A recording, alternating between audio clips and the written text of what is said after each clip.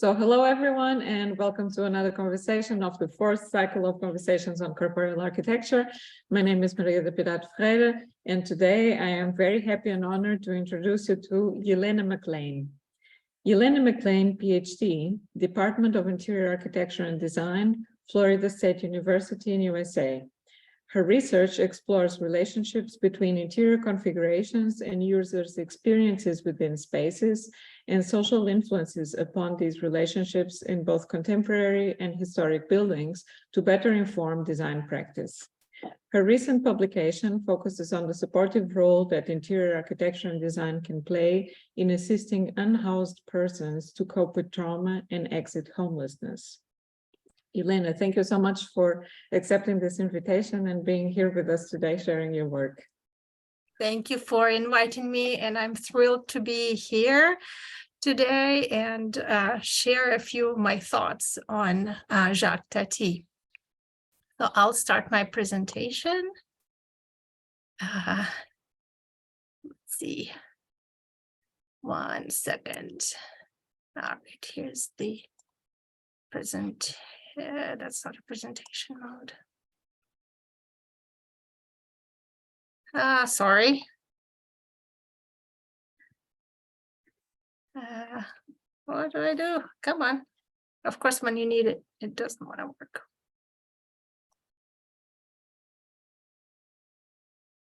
No problem. I am setting it up. All right, here we go. And I'm sharing my screen. Okay, can you see it? Yes, we can see it. Excellent.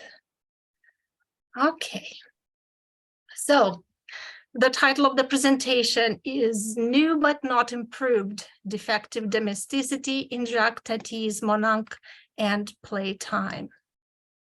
Jacques Tati was a French filmmaker who made only 6 feature-length films over a 35-year career, the best known of which are Monarch from 1958 and Playtime from 1967. These comedies lampooned the rational modernist movement in architecture, interior design, and consumer products as a threat to traditionally convivial and humane models of life. In his words, a sort of defense of the individual seen in a basically optimistic way. Tati is usually recognized as a comedian, as his alter ego, Monsieur Hulot, a mime in the tradition of Charlie Chaplin and Buster Keaton. But his filmmaker's talents went far beyond the mere choreography of pratfalls. Francois Truffaut, architect of the Nouvelle Vogue, ranked Tati among the true auteurs of French cinema. Architecture and design captivated Tati. In this regard, he continued 2 great traditions in European cinema: the city film, in which early filmmakers Urban Gad, Alberto Cavalcanti, and Walter Ruttmann took to the streets as director flaneurs, documenting the spatial and functional relationships between architectural structures and their human inhabitants. Another tradition was expressionistic satires like Fritz Lang's Metropolis and Charlie Chaplin's Modern Time, in which the film's protagonists were trying to find their place in the individualized world of tomorrow, with its vast machinery, great control panels, steaming vents, and labor schedules. In the years following World War II, French society underwent extensive technological and social change, with rapid urbanization and an explosion of consumer culture. Urban planners based the reconstruction of Paris in part upon the modernistic visions of the Bauhaus and theories of Le Corbusier, but these plans were not always so gladly received by the people whose lives were to be shaped by their new and improved surroundings. Tati sought to explore how the built environment and household gadgetry changed people, affecting their bodily interactions with the built environment, making them adapt their domestic, work, and socializing habits to accommodate the demands of the design.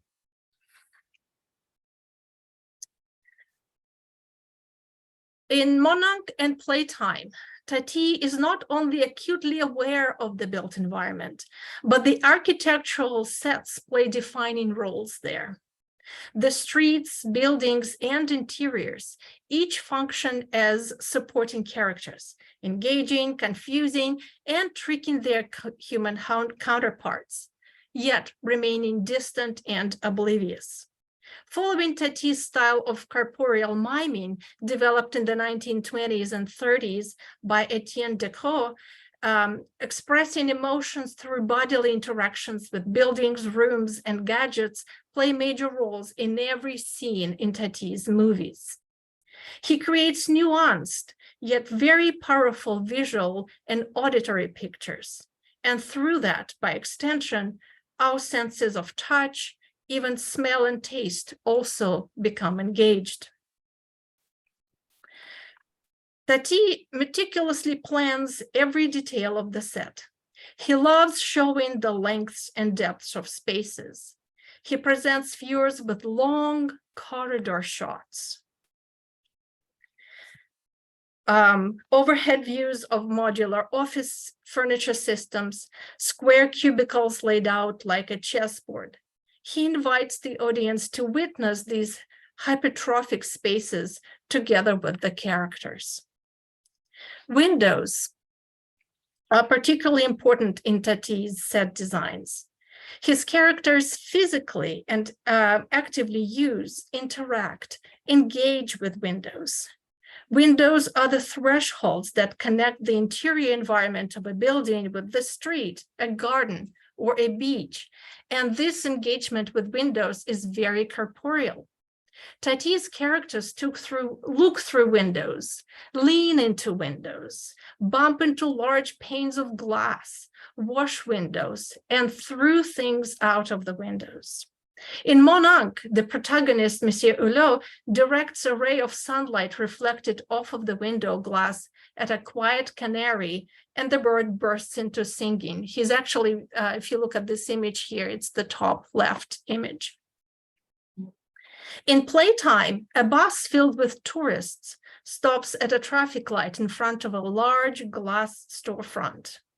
Window washer is at work. A worker tilts the window to reflect the sky into an otherwise sterile urban canyon. The tourists' stomachs collectively drop. Ooh, they cry, as though they are on an amusement park ride. The window washer tilts it back. Ah, they sigh with relief. Tati's environments are also deliberately textural and tactile. Tati juxtaposes the world of old Paris and the new built world in part through textures. Old peeling wall paint, crumbling bricks, weathered wood, broken windows, leaves and piles of trash in the street may be disorderly, a bit dirty. The boys in the old Paris, in one of the scenes, do not wash their hands before eating their jam and bread. In that world, people have sticky hands and dirt under their fingernails. They wipe the grease of their aprons on their aprons. But this is the world where people can be themselves, relax, chat, share a drink, perhaps. It is an uninhibited world where you are not afraid to touch things.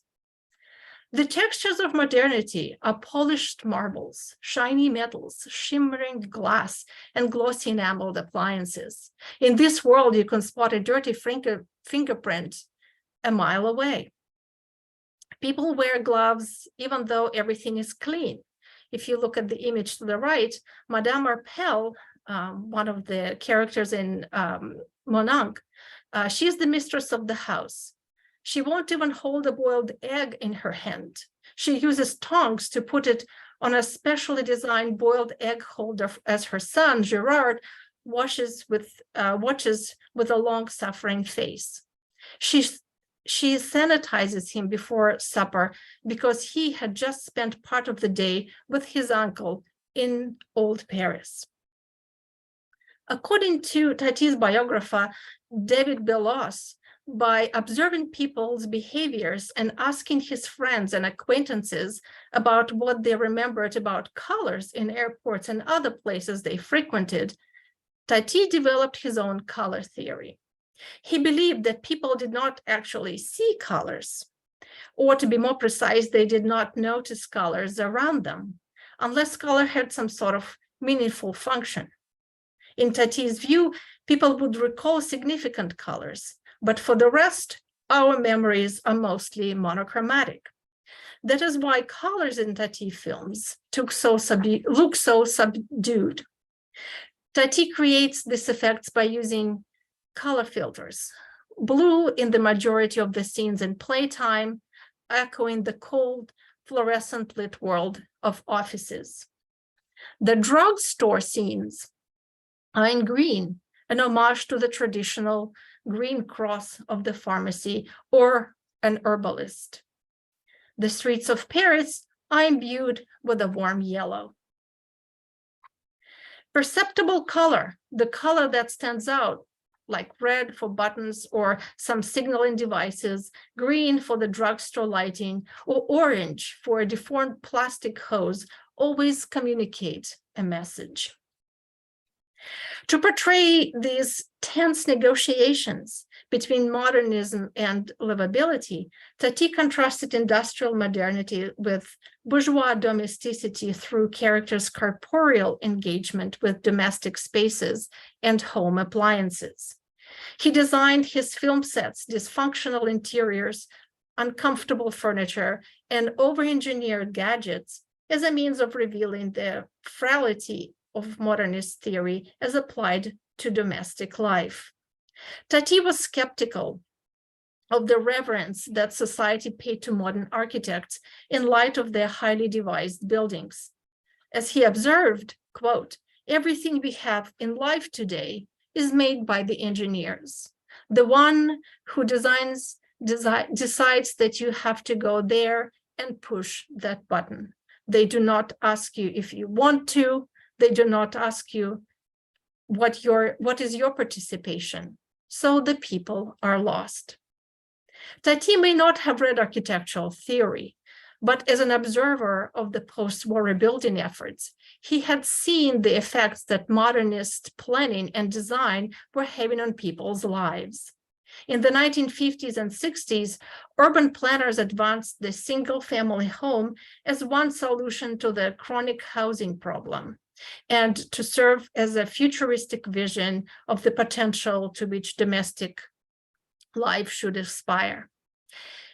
Yet such homes represented a level of wealth unobtainable by most. Even so, the organizers of home shows prominently featured the single-family dwelling and modern and comfortable living rooms, kitchens, and baths to packed venues. The quality of livability, however, was often lacking in these theoretical houses. Livability is, of course, a highly subjective, qualitative measure about which sensible people can disagree, but the overarching attributes of a livable space must be the readiness with which it accommodates the behaviors of real people at home, those who occupy the space not as an experiment, but to meet their needs without forcing them to mold their habits around impractical designs for the designer's sake. As Penny Spark, a design historian at Kingston University in London, has observed, Le Corbusier's Villa Savoie was never really a home. It remained an exercise in space, light, texture, and color. Le Corbusier himself called the house a machine for living, but a machine with bath, sun, hot water, cold water, warmth at will, conservation of food, hygiene, beauty in the sense of good proportion. In a 1958 interview, Tati too sparred with the architect's approach. Quote, "These days, I feel sad because I have the impression that people are having less and less fun. They obviously dress better. They clearly wash more. They certainly have more hot water. They surely imbibe cooler drinks. And now their windows are larger, which means that they can get additional sun. But in the past, they lived on the street more and got all the sun they wanted there." End quote. Thus, Tati joined those who criticized architects' formalistic exercises, which yielded few real benefits for the people who made their homes in their machines. La Villa Arpels is a fantasy house from Monarch, designed in a striking modernist vernacular. The villa is the gated suburban home of the Arpels family, a hulking box of stucco and corrugated metal situated within a careful geometry of cement paths and flower beds filled with candy-colored gravel. For distinguished visitors, Madame Arpels turns on an outlandish sea bass fountain, which squirts a salute of blue-dyed water. The house is in a new development built upon land where community apartments once stood amongst the bustling streets and open-air markets.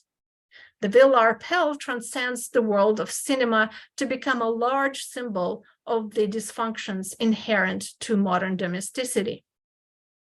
The villa represents the dichotomy of modern dwelling. Tati snipped it from the pages of design magazines. He built it, and then he asked the actors to follow the idea of the architect. All architects think that their houses are perfectly fine for living. But as both Monarch and Playtime showed, only people who understood how the house worked, who read the designer's instructions and were willing to conform their behavior and their bodies to the designer's parameters, would realize the potential of such highly engineered spaces. Modern interiors often appear to be a little more than sparsely furnished boxes. Yet such boxes are surely among the most difficult to keep orderly. They can disorient the uninitiated, those who are accustomed to the messiness of living and clutter of the accumulation of objects over time. As Tati saw it, where the home once had been a pastiche reflecting the history of personalities of its occupants, now it had become a manifestation of the architect's personality. In response, Tati's own built environments and gadgets exposed the shortcomings of modern homes vis-a-vis their livability. Domesticity is a modern social construct traditionally associated with femininity, privacy, and comfort. Lisa Tiersten, a cultural historian at the Barnard College in New York, has criticized the domestic interior as a locus for the formation of female identity and the aesthetic self-expression. But as Tati observed, in the sleek, high-tech home, the engineer's version could override the homemaker's personality. In Monarch, Madame Arpels runs her household with an exemplary professionalism. Just like her husband, the managing director of Plastoc, a local plastics factory, she too gets up early and works all day managing the house. She resembles the sort of housewife described by pioneering home economist Christine Frederick as more akin to a scientist or engineer in a lab. Every morning, she puts on her professional attire, robe and rubber gloves, and begins her work. Her domain is private and clearly demarcated by the tall wall that cloisters her home and garden away from the messy streets. Madame Arpels has an arsenal of smart machines and appliances to help her clean and cook. She's proud that she knows how to use each gadget, and operating the control gives her great satisfaction. In one scene, she escorts a friend through the house and exudes, "It's all so practical. Everything is connected." The friend admires the tidy rooms and answers, "A house like yours must be such a job." And it is a job. The promise of labor saving through newer and better appliances is an illusion. The sancta sanctorum of Madame Arpel's domain is her kitchen. It is clad in pristine white enamel and shiny tile. It is filled with pools, hoses, motion sensors, spring-loaded ovens, and other inscrutable equipment. It functions more like a switchboard on an industrial assembly line, a workstation where the system designer had placed all of the instruments within the operator's reach. Madame Arpel does not, however, spend much time in it. She sets the clock, twists a few knobs, and voila, the process has begun. When the dish is ready, a red light flashes outside the kitchen door, and an alarm buzzes throughout the house. A grilled chop flips itself in the frying pan and awaits a hand-sprayed application of gravy from a pneumatic canister wielded by Madame Arpel.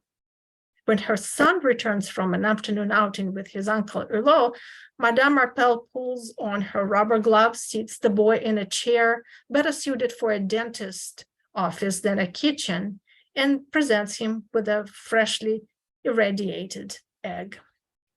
Tati reveals the underlying defectiveness of Madame Arpel's kitchen when Monsieur Hulot wanders in while the family is dining in the patio.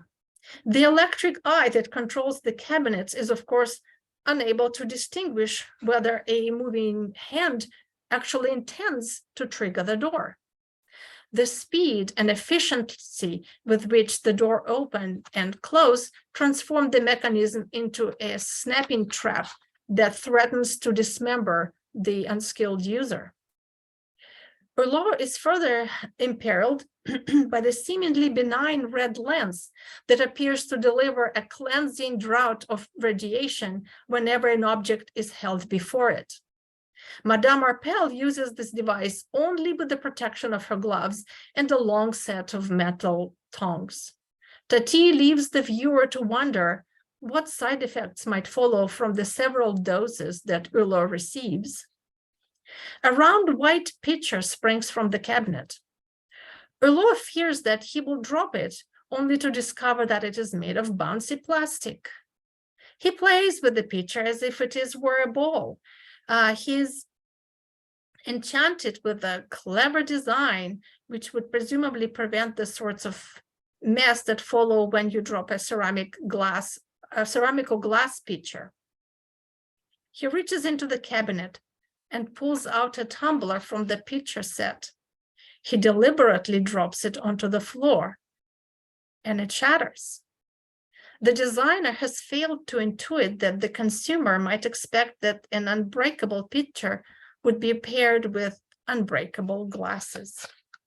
As the director remarked in a 1976 interview, people are often the victims of a technology that has gotten out of hand. And here's the shot where Tati's comparing the pitcher and the glass. Tati's furniture for the Villa Arpel reflects his desire to confront the issues of comfort and practicality.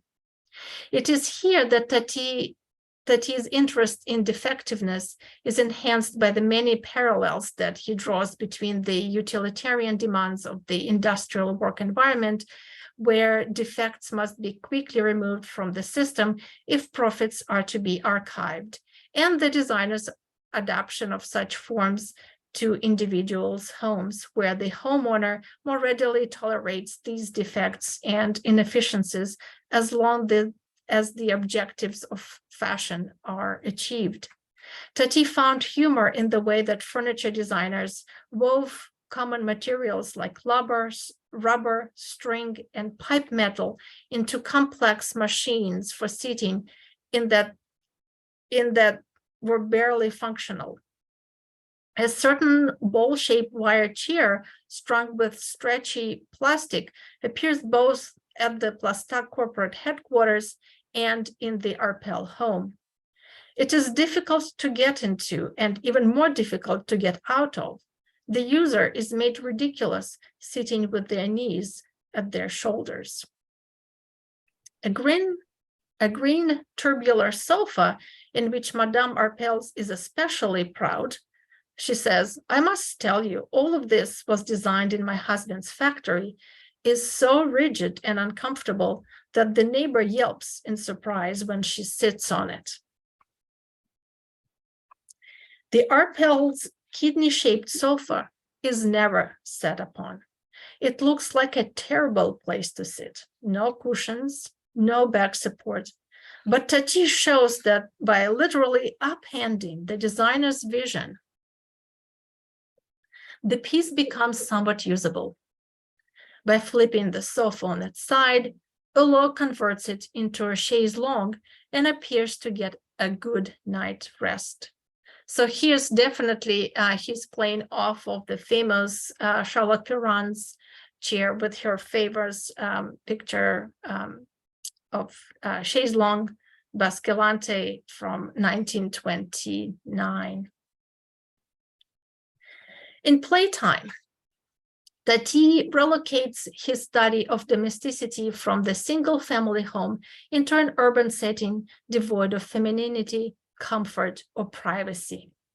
Commenting on the scale of the international style buildings in playtime, Tati remarked that architects do not do small houses anymore. It is as though Tati sought to realize the desire of Le Corbusier and other modernists to maximize the rationality of the home in a hard-edged celebration of masculinity. The aquarium apartments are highly abstract and minimalistic. They are stacked like building blocks. The exterior wall is made of large panes of glass exposing the occupants to constant surveillance from the sidewalk. We see similar furniture and most identical layouts in each apartment. The husband's television set is a clean expression of Le Corbusier's fitted appliance. It is built into the living room wall. Its shape and placement resembles a wall-mounted oven and subtly insult the lady of the house with its broadcast of a boxing match. But for the slight variations in the table lamps, wall art, and flower arrangements, the apartments would be indistinguishable. Even the residents appear to be reflections of each other. The people are reduced to mere creatures in the aquarium. They are no longer masters of their homes, as Madame Arpel was the master of hers. And once again, Tati uses Monsieur Hulot to highlight the defectiveness of the design concept. Once inside, he is unable to find his way out.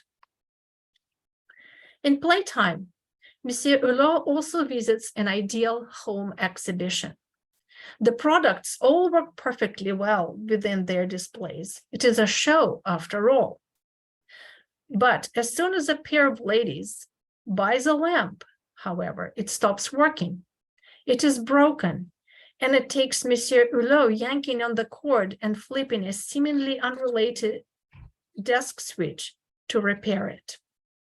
Many of the products on display relate to cleanliness.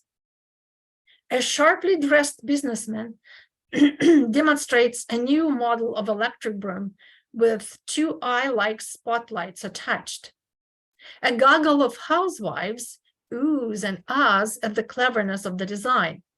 One of them suggests that her maid at home would really enjoy having one of these brooms, ignoring the flimsy construction and the fact that it takes half a dozen batteries to operate. In another display, an elegant woman hawks a trash receptacle shaped like a fluted column. Throughout Greek style, the sign says. This is perhaps the bluntest of Tati's parodies, with the modernist movement literally reducing classical architecture to garbage. Tati's satirical vision of modern home is not only clean, but quiet. A German firm promotes a new door technology, fresh from its research laboratories. The slogan, "Slam your door in golden silence," as the representative remarks to Hulot, "We were the first to study silence." The intrepid designers overlooked the fact that people slam doors in order to make a point when they're upset or angry. The noise is cathartic and welcome. It is a way of communicating. Silent doors deny this expression, simple expression of emotion, and Tati laments seeing it neutralized. The door that does not slam loudly is the defective door. It is new, but it is not an improvement. As Tati said, what I condemn in the new life is precisely the disappearance of any respect for the individual. Tati examined the works of modernist architects and designers. He observed the way that people interacted with the built environment, and he reflected upon the importance of privacy, comfort, and practicality to the creation of a livable home. For Tati, the negotiation between modernism and livability was tense, but this did not mean that it was not fun. His sham versions of modernist buildings and devices were exaggerations, and they were no doubt component of the long tradition of exaggeration and broken things inherent to much great comedy in film. But they were more than mere set pieces through which Hulot stumbled. Tati conceived Villa Arpels with all its appliances, the aquarium apartments, and their products at the ideal home show to make them appear to have been perfectly devised, to recreate the illusion of the ostensibly important design that his viewers could see for themselves in shops and magazines, when, as he saw it, these things were physically frail, conceptually brittle, and vain. Of course, Tati intended for these things to be humorous, but they were also meant to touch upon a deeper concern that we are losing it, all the simplicity. Tati's vision is a hyperbolic one, and it would be a mistake to judge the ultimate success of the modernist experiment by the artist's sham creations. Even so, Tati's films do offer compelling insights into the guising of uncomfortable and impractical designs with the sheen of modernism, and should therefore be added to the core historiography of post-war modernism and design. And I would like to end by showing you a trailer of Playtime and just kind of set up a lovely mood.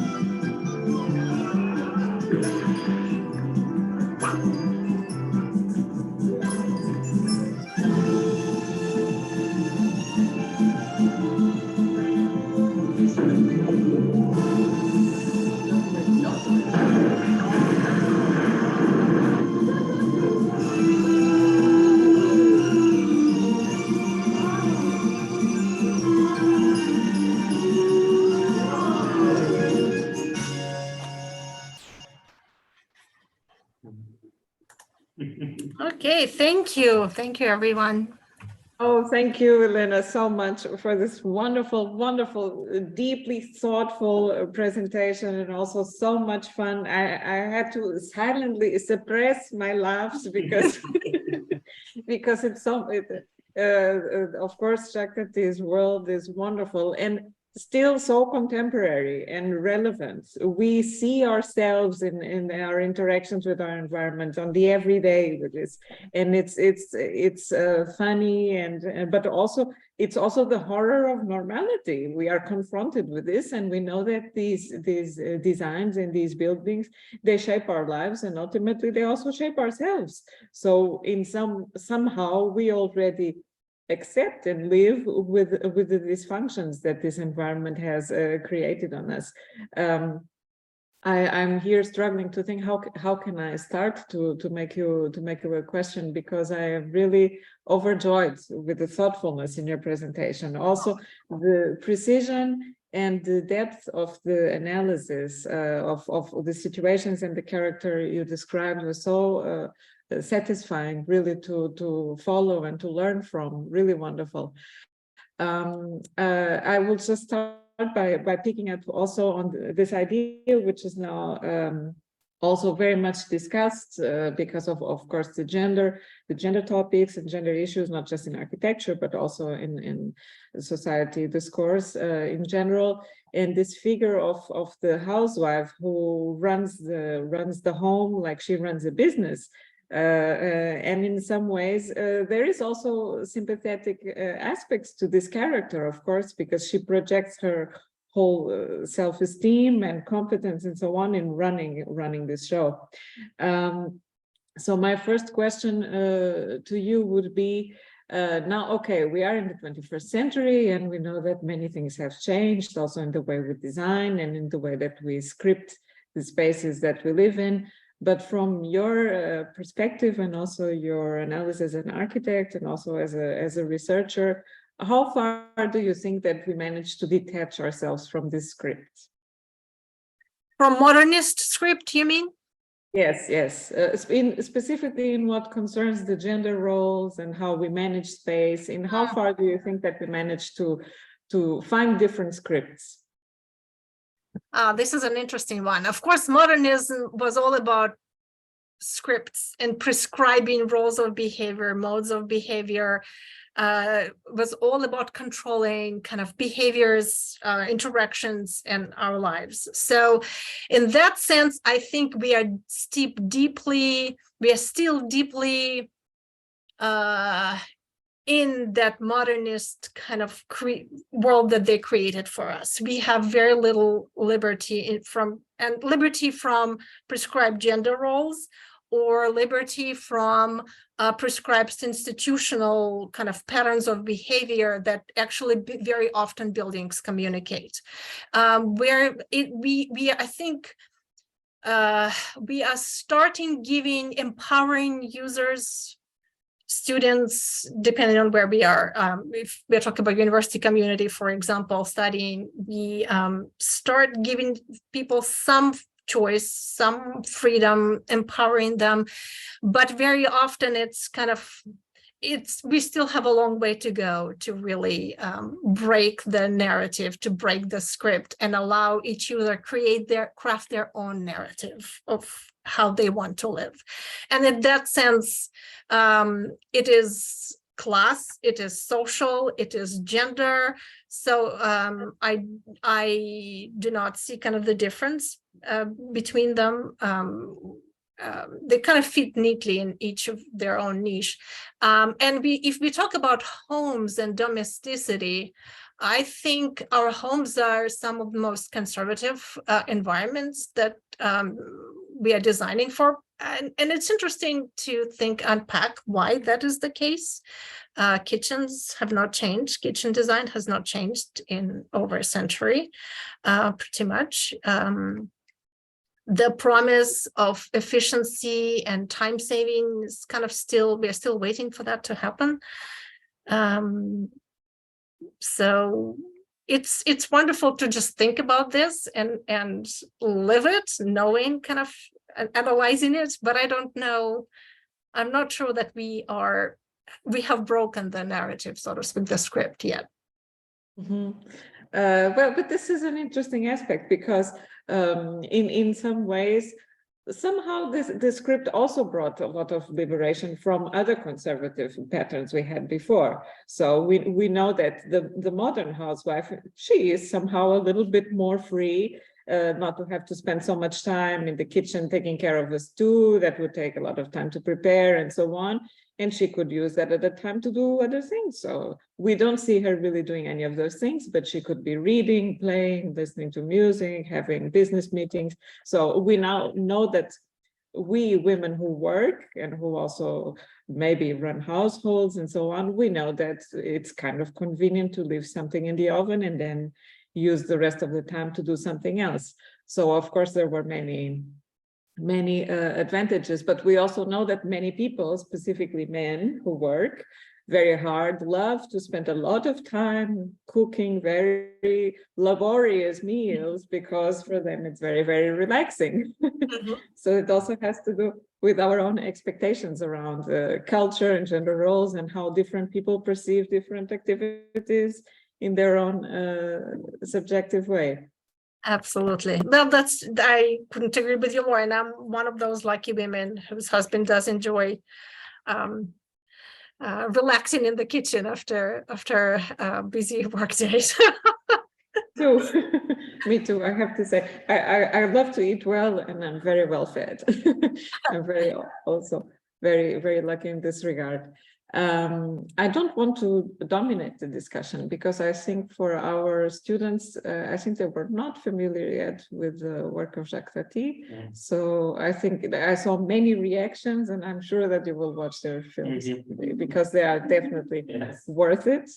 But I would like to ask you if you want to come and bring questions or comments, maybe just things that you found interesting, that you thought about. There was so much, and it was really an overload. It was so much and so interesting. Can you hear? Yes, I can. Mm-hmm. Thank you for the wonderful presentation. It was very interesting, and I'm willing to look in the work of Jacques, especially after the trailer. I had some giggles that I tried to be very quiet with. I find it interesting whether I think there's a small border from or edge between where modernism is maybe making us more lazy in our society, and I think that mirrors in us as humans again. Like when you think, for example, that nowadays everything you want to have is nearly automated with a button, and then you transplant it into stuff like relationships maybe, or family, like relationships in between human beings and souls and spirits. You can't have a relationship and something you wish for with like the press of a button, right? And maybe I think it's dangerous to be such to be too modern, to have no work at all. Like it's great to have an oven, yeah, and I'm the cook in my relationship, so like I'm the cook at home. Yeah, it's good to have an oven, but when you automate to have the recipes inside, like the you know what I mean, like salt, pepper, all the ingredients, when you automate that, so where's the love, where's the relaxation, where's the whole spirit of cooking? Yeah, it will be all gone. So I think it's dangerous. It's a small edge and a small, like, you know, where it's good to be modern and where it's really bad for us. So I think we have to have a look to watch and have a look there. Yes, you know, it's interesting that with this seeming freeing up more time to pursue hobbies and kind of more fulfilling pursuits, I think the idea of efficiency and us kind of the cultural idea of being productive at all times, surprisingly, we find other things to feel kind of obligations, duties, have-tos that still fill in our time, even though theoretically we freed up more time to read, to listen to music, to meet with friends. I feel like with all of that, I am running all the time. So, and actually, if you watch Monank, Tati juxtaposes the two worlds, and when he talks about people being outside, spending more time outside, he actually shows that inefficient life before was more pleasurable, more enjoyable. This is when people could be outside and chat with their friends and neighbors without feeling any sort of pressure. So that freeing of time, I feel like it's a kind of capitalist idea that, yes, you have to be more efficient, you need to free more time, but you need to use it efficiently to something productive too, right? So, and that's kind of the controversy, perhaps, the bit of free time, kind of modern idea of free time, and what that gadgetry allows us to do, and what used to be before. That can, inefficiency is good, and in other words, inefficiency is welcome. It sometimes could be. True. Yes. Yeah, I think so too. Yes, absolutely. And this is now completely present because of the digitalization and the way that we are even all the time pressured and instructed and monitored that we have to be very active, that we cannot be lazy. How many steps did you do today? Have you reached the goal? You walked more this week than the week before, but what happens in the week next? Am I doing enough? Maybe it's too little. Who is doing more than me? So basically, we always are always struggling with the feeling that we somehow have fallen short, that we might not be doing as much as we could, that at some point we might be getting a little bit lazy, and so on and so on. So there's exactly like you mentioned, this typical of this capitalist stage that we're living now, that everything has to be productive, everything has to be monetized, no time can be wasted, more. So yeah, it's really an interesting cycle. So how do we find freedom in the middle of all of this? Is it really returning to being sometimes a little bit lazy, a little bit unproductive, and seeing that this is important and that it doesn't have to be all about efficiency, effectiveness, or can we perhaps find a way to combine these things also in our use of space? I think we can. We just need to be, I think, more conscientious about that and learn to take care of ourselves.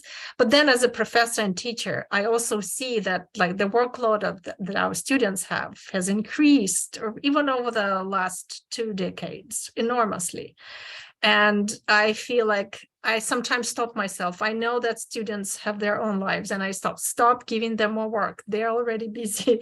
So I kind of catch myself. So if we can, when we are in a position to assign other students or other people work, perhaps we should just also check and respect people's time. It's okay to find time, just not to do anything.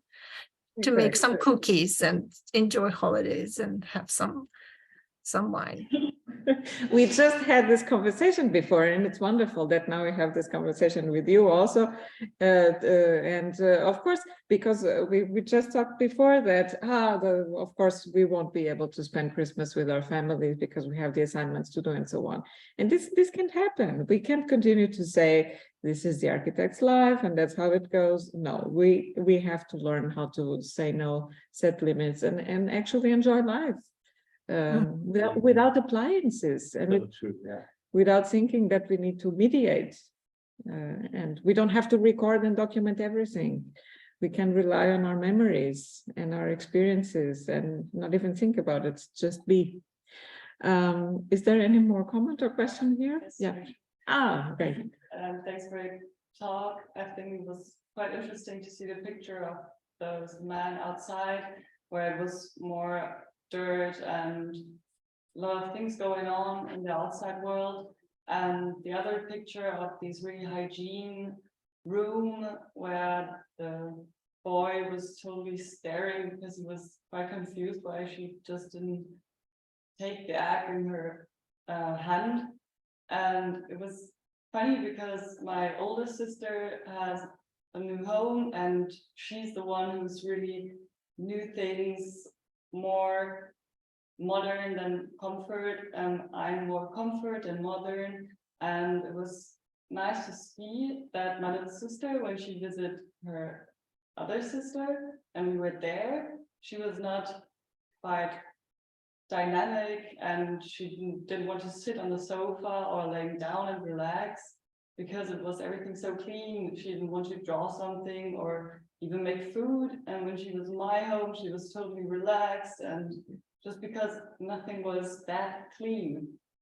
And I think it was, those parallels were quite interesting.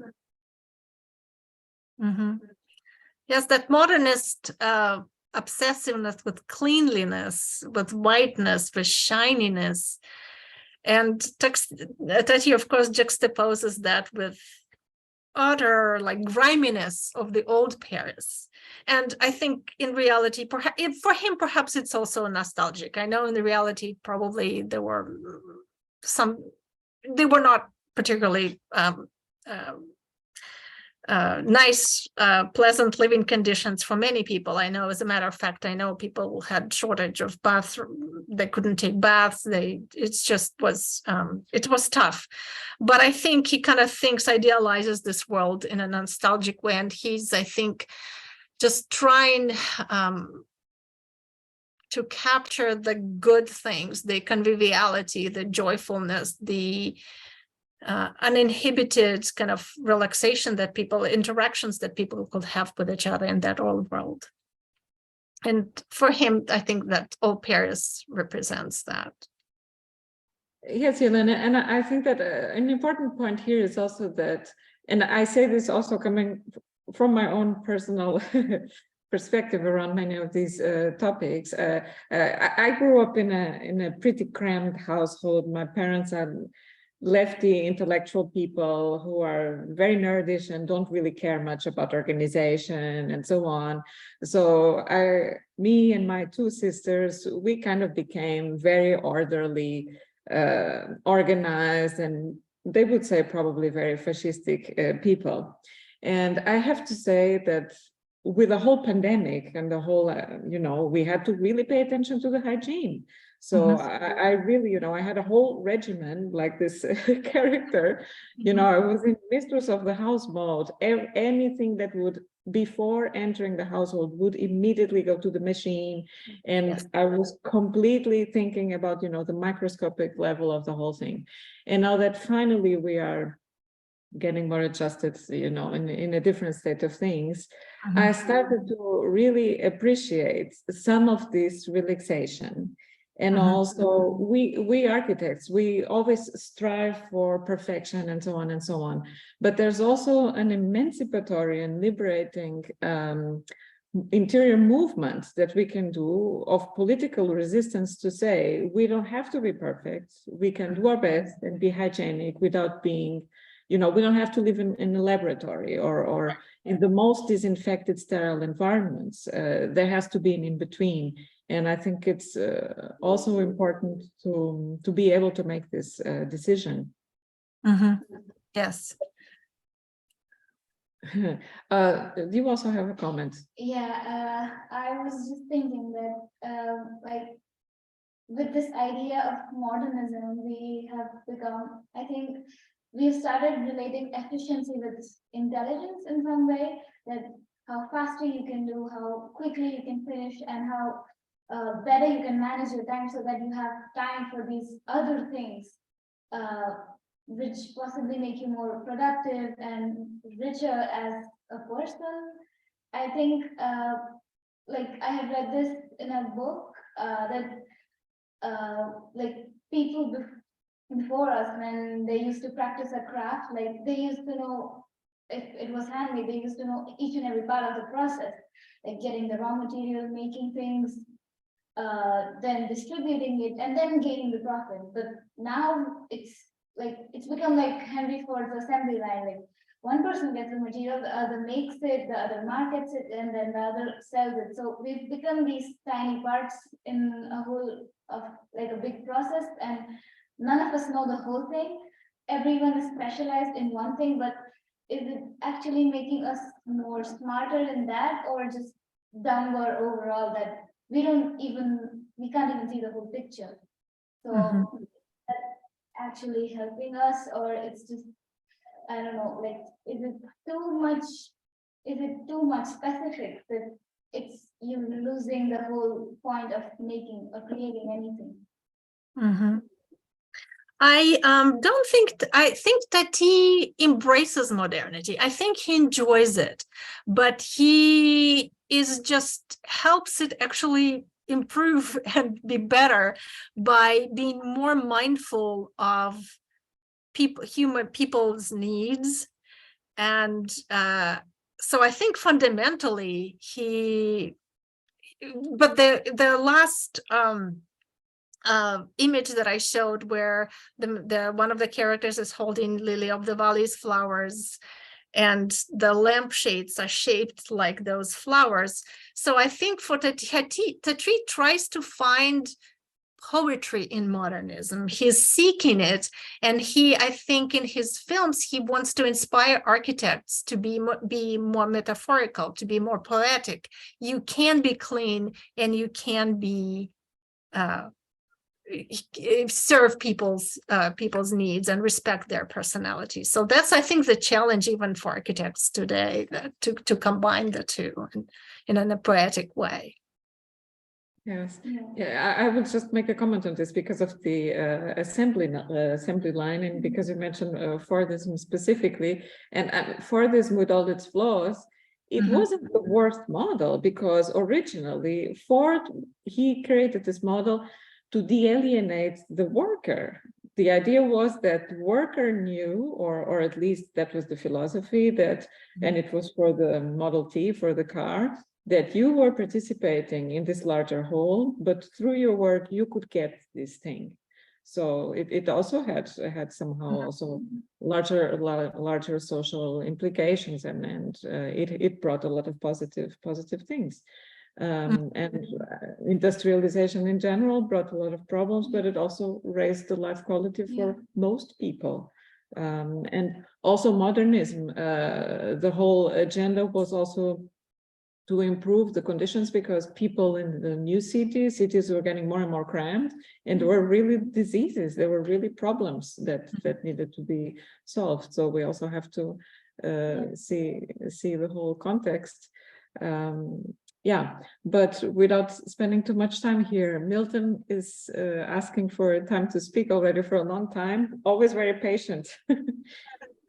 Yelena, first, hello and bravo. That was a great talk. As always, I learned from you, just wonderful stuff. I wanted to come back to the comments about social interaction, because architecture really is an engine for social interaction or disconnection.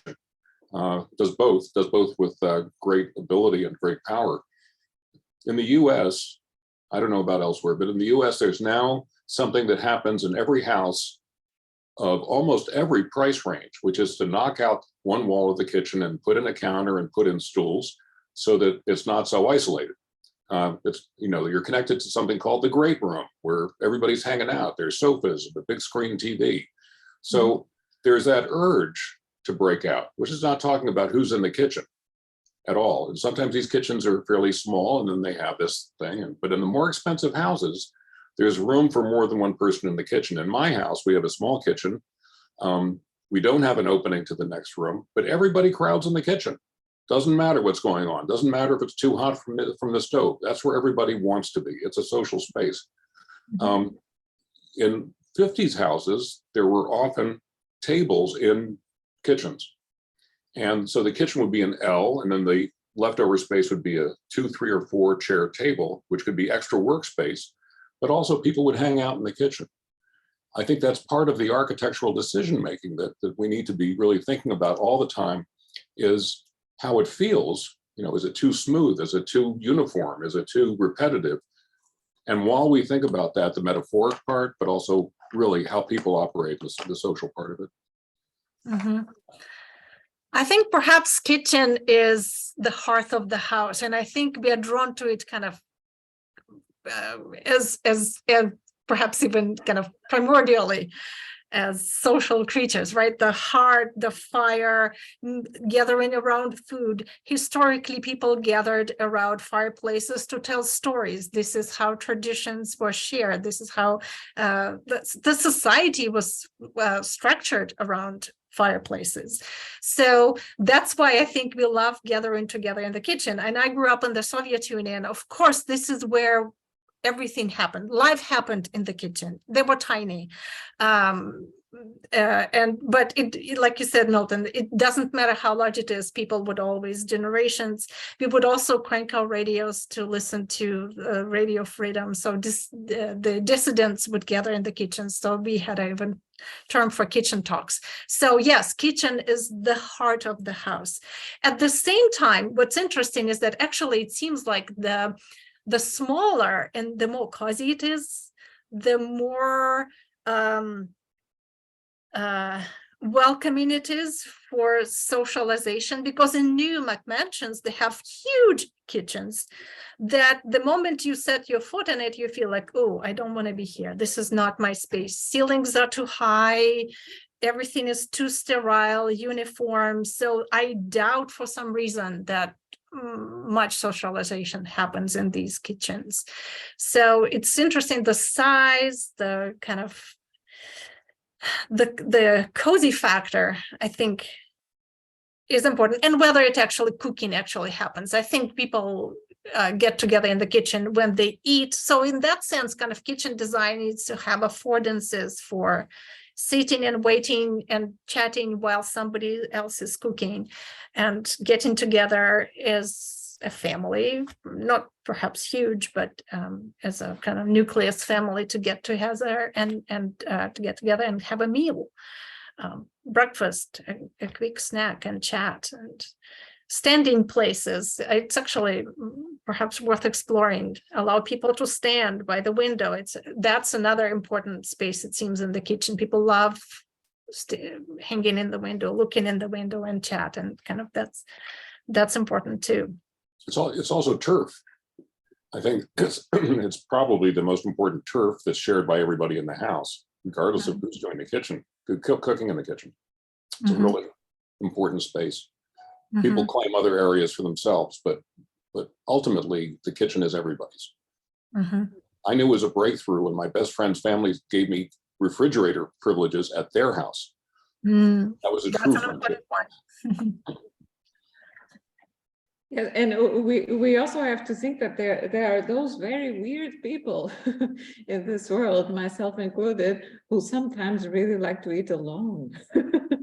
I just bring this up because this is still one of these taboo. It is somehow, I think, sometimes a taboo, but I think we need also to make affordances for. Milton, I picked this up because of your example in one of the talks the other day, with your experience with highly distractible students, and that they need time for themselves, time for relief, and so on. And there are also those of us who can sit at the table for a long time with a lot of people, for whom it's very, very stressful to do it. And we also have to think, okay, how do we script a situation where these people can easily escape and find their own time in a little quiet, and then return in their own rhythm. I think that Robin also wanted to make a comment. Oh, I have so many thoughts about this. This was wonderful, wonderful, Yelena. Thank you so much. One is an amusing little story of being invited over to a wealthy friend's house for a meal after she had just redone her kitchen at great expense and put in an Aga stove, which is, I don't know, maybe it's Scandinavian, but it's the kind of stove that runs all the time. You have different openings, and some keep things and you can steam them or you can keep them warm, but it basically is running all the time. So it's perfect in like northern Scotland and places where it's always cold and raw outside. And so you want to have something that warms the kitchen. And we went expecting an amazing meal because this is a very expensive stove. And we thought, you're not going to buy a stove like this unless you're truly a chef. And you get there, there's no wonderful smell. And we're thinking, okay, where's this great meal that we're expecting from all of this? And after about an hour, she got out some menus from nearby places to order takeout. Like, what? What do you have this amazing stove for if you're not going to cook? And she goes, oh, I have no idea how to cook. I keep my lingerie in the warming drawer.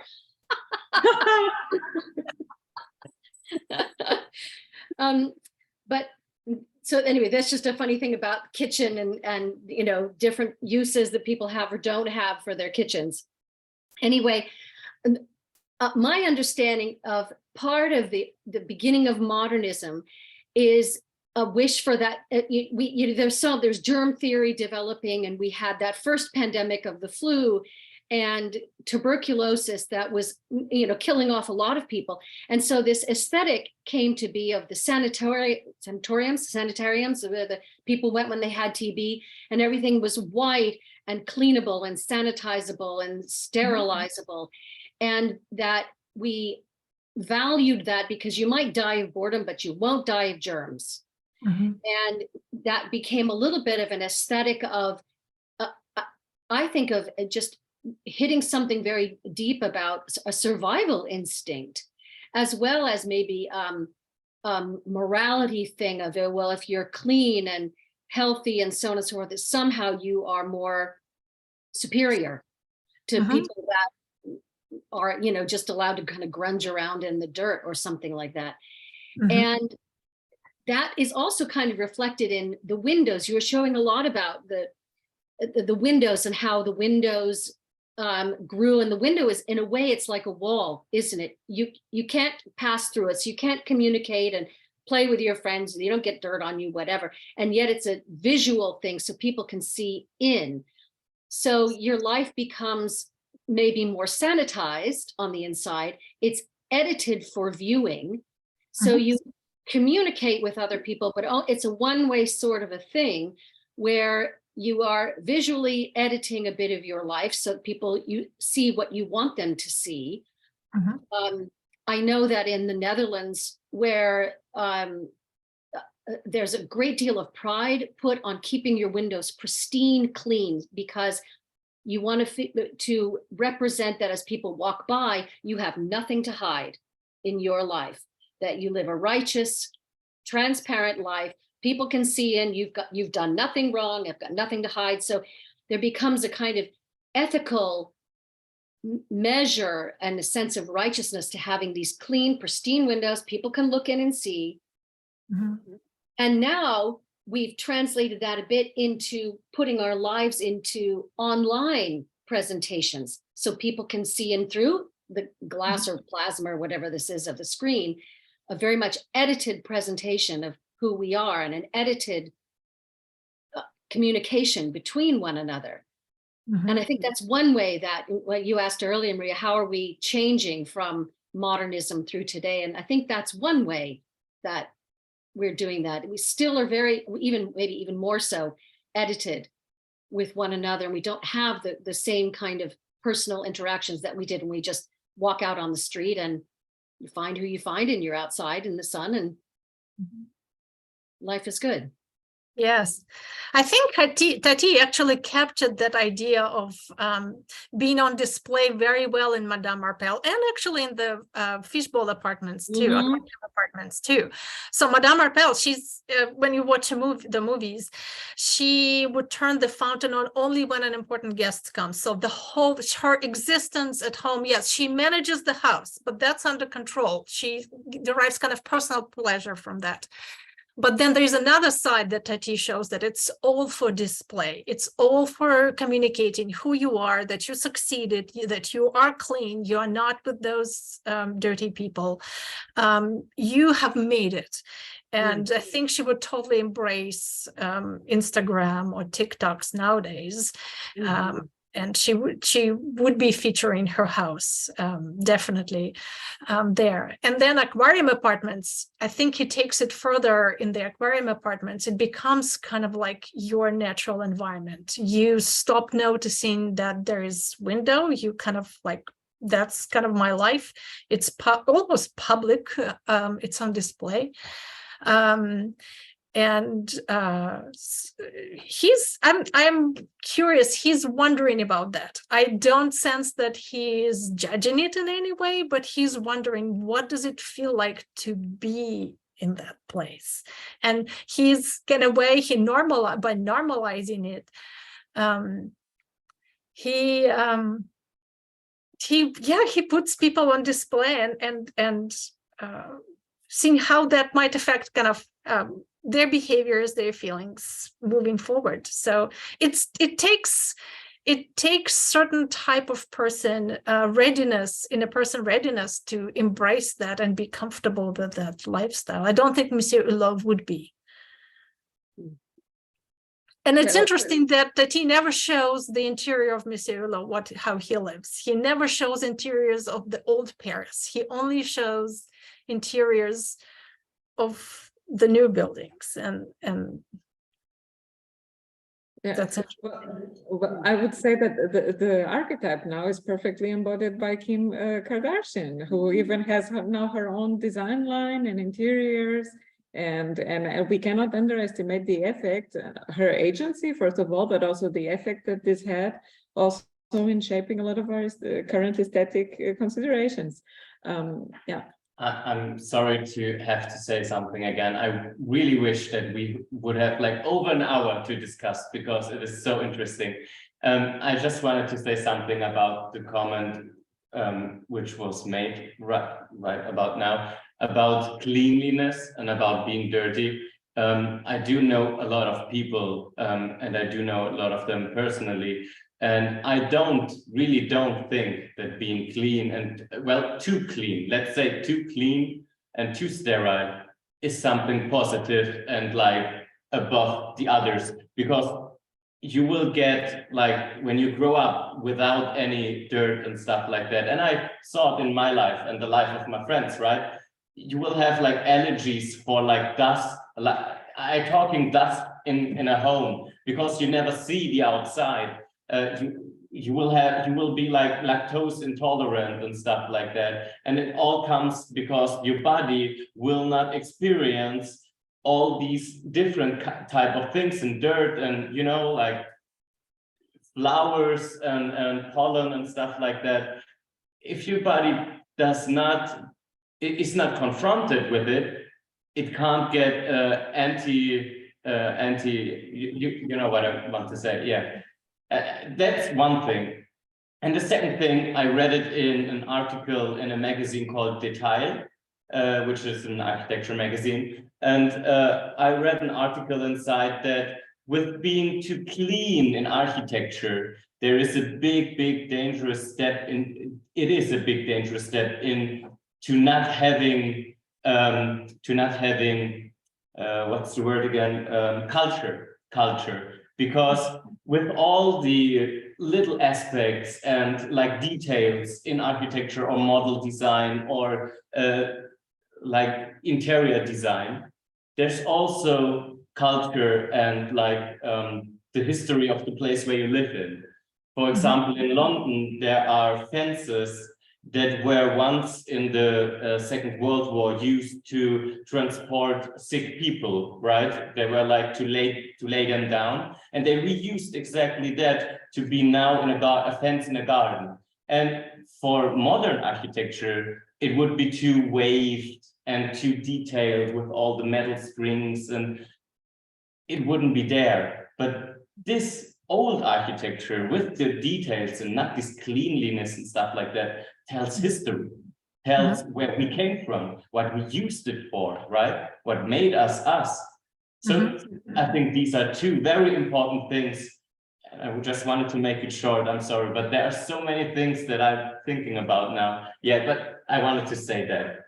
Yeah. It's not so good to be too clean. I think like that. The sterilized version. Yeah. I think what's also interesting is that the idea of smells, the absence of smells come with cleanliness.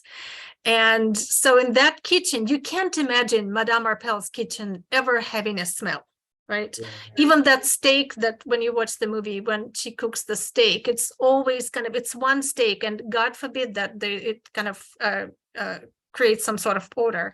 She would immediately clean it up. So in that sense, that clean, sterile architecture deprives us of kind of full sensory experiences of life, if you will, right? Baking bread, like Robin mentioned, in this new kitchen where food is never cooked. So it's just, again, another oxymoron, sort of speak, when that modernism creates in our lives, right? Brings to our lives. So there's actually a very fun smell researcher, Cicel Tolas. She lives in Berlin. She collects smells, and she's a proponent of, like, she's totally anti-perfume. She collects natural smells, and she embraces through smells. We can embrace again our humanity, and kind of like talking about culture. Culture is smells to me too. So it's the old patina, the old grease, if you will, fingerprints, that all of that come with kind of full sensory experience, including the unhygienic ones. Yeah. Here I will just play advocatus diaboli a little bit, because, for example, with the topic of the allergies, this is a little bit more tricky, because, for example, there are people, I have dust mite allergies, so, and it was not because of lack of exposure to dust, no, not at all. I was very, very much exposed to grime. But it's really, and for me, it's the difference between having a good quality of life and always having a cold or nose running or possibly an asthma attack or something like that. So I do have to take care of my housekeeping. For me, it's really a matter of life quality. But there is the fine line when letting things run in a way that serves us, or becoming servants of this ideal that everything has to be perfectly sterilized. And my mother-in-law has a friend, and these are ladies who were shaped by this whole post-war thinking. So many are housewives and so on. And she has a friend who lost, I don't even know which capacities of her olfactory sense, that there's some smells that she cannot experience anymore without having a very strong body reaction. Like, for example, the smell of fish gives her a horrible migraine. She cannot go to a market, and if the market has smell of fish, she gets sick, gets a horrible migraine, her day is completely ruined. And this is not fake, it really happens. And I did notice here in Stuttgart that we have a very nice market at the Markthalle, and the fish stand used to be a fish stand where you could smell fish. And now, for reasons I don't understand, you don't smell anything. There's oysters and octopus, and it's a very expensive market. And you cannot smell any fish at the fish stand, because probably it was not considered luxurious enough. Right. Right. So that's interesting, right? Smell, cleanliness, and absence of smells, odors are interconnected very often.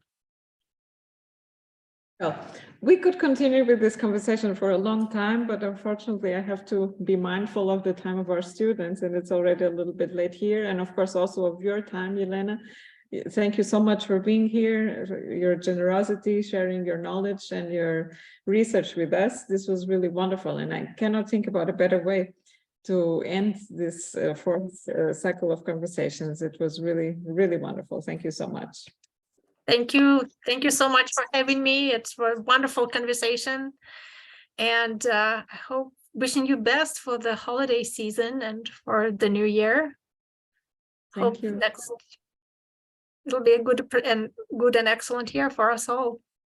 Yes. Maria, can we stay on for just a minute offline? Can we stay on for just a minute? No, we really need to get going now. Oh, okay. Sorry, Right. it's quite late here at the moment. I'll contact you later. Okay, so thank you, everyone. Bye-bye. Bye-bye. Which may